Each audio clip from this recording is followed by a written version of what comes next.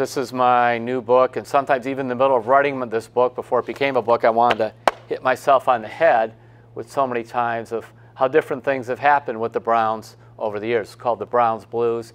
It really looks at the Browns since they came back in '99. I think there's some really cool chapters in there on Tim Couch and Josh Cribbs and Joe Thomas, and also about missed draft picks and everything else. But you know, as I was writing the book, 3 words came to me over and over again. Stop the pain. That's what every front office seemed to be dealing with.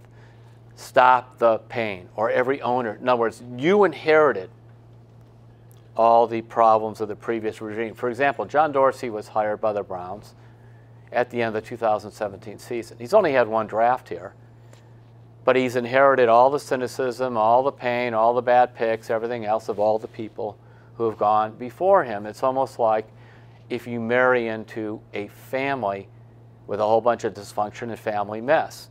You may not have caused it, but suddenly you inherit it. And that is one of the things that has led the Browns, especially their owners, often to make so many poor decisions, was they want to stop the pain. They don't want to be patient. Fire the coach. Fire the general manager. Change quarterbacks. Change quarterbacks, fire the coach, general manager, get rid of them all. Phil Savage, who was GM here actually for 4 years, the longest tenure. He went from 2005 to 2008. Phil Savage once said to me, you know, the Browns are like a train. I said, what do you mean? He goes, like they had a lot of good cars go through there. Because, for example, Bruce Arians was an offensive coordinator. Butch Davis had some strengths as a coach. Eric-Mangini has some strengths as a coach. You know, Phil would say he was a pretty good general manager himself, but it seemed like, as he said, you could never get the cars lined up properly. You couldn't get the right coach with the right general manager. Maybe Phil Savage and Eric-Mangini working together would have been successful.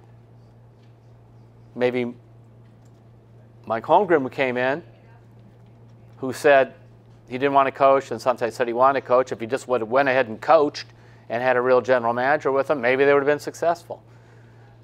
But, you know, the Browns were always a team with a lot of different trains, a lot of different cars, and a lot of different train wrecks, and a lot of different pain for the fans.